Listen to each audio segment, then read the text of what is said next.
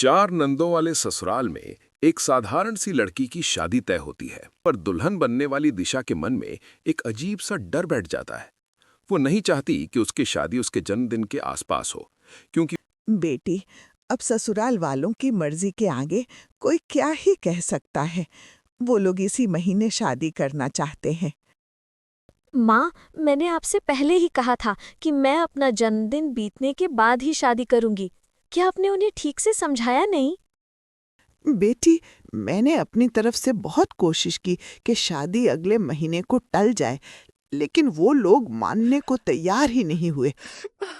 ये सुनकर बेचारी ईशा बहुत आखिरकार शादी हो जाती है और दिशा अपने नए घर में कदम रखती है। बहू तो बड़ी सुंदर चुन के लाई हो लाजो बहन। पड़ोसन ईशा की खूब तारीफ करती है। सास की आरती के बाद ईशा अपनी ननदों के साथ कमरे में चली आती है। भाभी, आपको जो भी चाहिए हो बस बता देना। अब से हम आपकी भी बहनें हैं। धीरे धीरे घर में अपनापन बढ़ता है, लेकिन हर रिश्ता तुरंत गहरा नहीं हो पाता। सबसे छोटी ननद पूजा दिशा की खामोशी को उसका घमंड समझ लेती है। हम तो भाभी को अच्छे से ट्रीट कर रहे हैं, पर भाभी इतना ठंडा रिएक्ट क्यों कर रही है? सुबह अपनी पहली रसोई के लिए ईशा खाना बनाती है, जिसे खाकर पूरा परिवार बहुत खुश हो जाता है।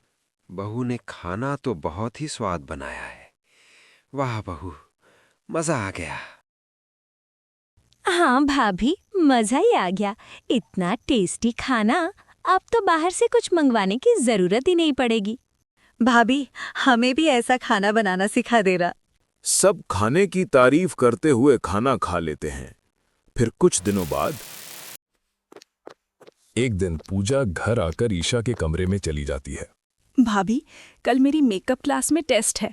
प्लीज मुझसे मेकअप करवा लो ना, ताकि मेरी अच्छी प्रैक्टिस हो जाए। घर में और कोई भी फ्री नहीं है, नहीं तो मैं आपको परेशान ही क्यों करती। पूजा, मुझे ज्यादा मेकअप पसंद नहीं है, इसलिए मैं नहीं करवा पाऊंगी। तुम किसी और का कर लो। प्लीज भाभी, मान जाइए ना। मैं और किसका करूं? कल टेस्ट में अच्छे नंबर भी तो लेने हैं। प्लीज मान जाओ ना। मुझे मेकअप करना पसंद ही नहीं है। एक बार में बात समझ क्यों नहीं आती यहाँ किसी को? हर चीज के लिए जबरदस्ती। ये कहकर ईशा वहां से चली जाती है और पूजा गुस्से में उसे देखती रह जाती है। कुछ देर बाद जब बाकी बहनें वापस आती हैं तो क्या हुआ पूजा, तू कुछ गुस्से में लग रहेगा? ये भाभी खुद को समझती क्या है? इतना ही तो कहा था कि मेकअप करवा लो, उसके लिए भी मुझसे ऐसे बात की जैसे इस घर में कोई किसी से बात ही नहीं करता। हम तो भाभी को खुश रखने की कोशिश ही करते रहते हैं, लेकिन वो है कि हमें कुछ समझती ही नहीं। पता नहीं उन्हें इतनी अकड़ किस बात की है। ऐसा किया भाभी ने तेरे साथ? वो ऐसा कैसे कर सकती है? मुझे लगता है हमें उन्हें जज नहीं करना चाहिए। हो सकता है उन्हें मेकअप सूट नहीं करता हो, या फिर कोई और बात हो। बिना जाने कुछ भी मत सोचो। सारी बहनें मिलकर पूजा को समझाने की कोशिश करती हैं, लेकिन उसके दिल में तो जंग छिड़ चुकी थी। रात को ईशा अपने कमरे में अपने पति से ये बात कहती है। रमन, हमारी शादी को 15 दिन हो गए हैं, लेकिन आपने अब तक मुझे घर वालों की पसंद नापसंद के बारे में कुछ बताया ही नहीं। मैं उन्हें खुश कैसे रखूं? ईशा, मुझे लगता है तुम कुछ ज्यादा ही सोच रही हो। मेरे घर वाले बिल्कुल साधारण लोग हैं। उनके साथ प्यार से रहो, धीरे धीरे तुम्हें उनके बारे में सब समझ आ जाएगा। वैसे मेरे घर वालों को चाइनीज खाना बहुत पसंद है। अगले दिन सुबह सास ईशा को मॉल लेकर जाती है। मॉल में ईशा अपनी ननदों के लिए भी शॉपिंग करती है। बहू, जो तुम्हारा मन करे यहाँ से ले लो। ये तुम्हारे ससुराल की तरफ से शादी के बाद की पहली शॉपिंग है, इसलिए जो दिल चाहे बेहिचक ले लेना। ठीक है माँ जी, मैं ननदों के लिए भी कुछ ले लूँ ही।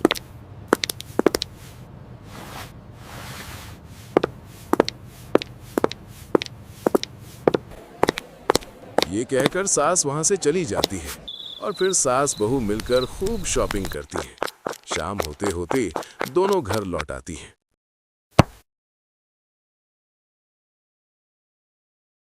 अरे भाभी, आप लोग मॉल से आ गए क्या? शॉपिंग की आपने? दिखाओ तो जरा।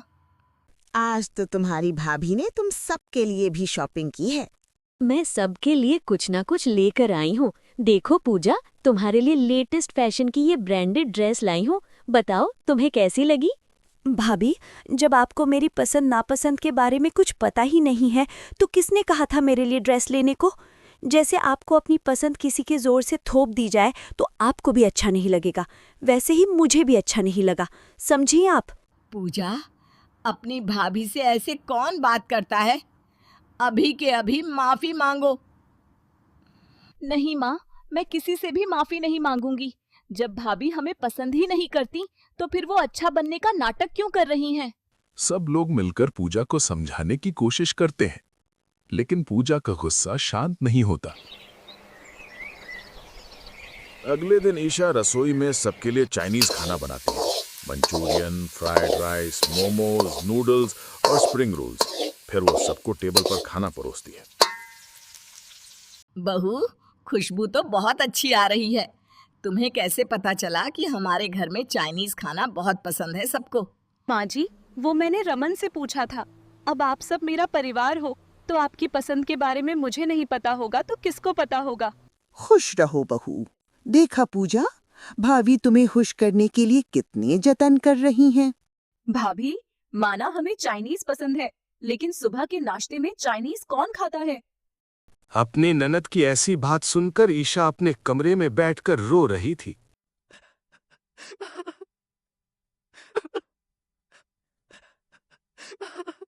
हे भगवान, मैं कुछ भी कर लूं, पर कोई मुझसे खुश क्यों नहीं होता?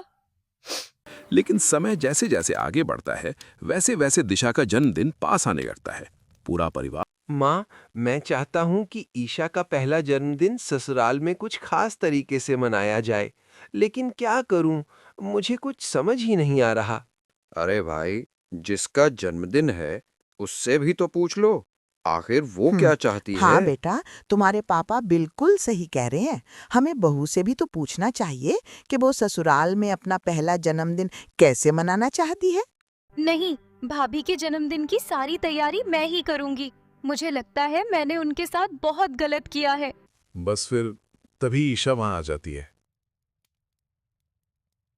अरे, सब लोग यहाँ क्या बात कर रहे हैं, वो भी मेरे बिना?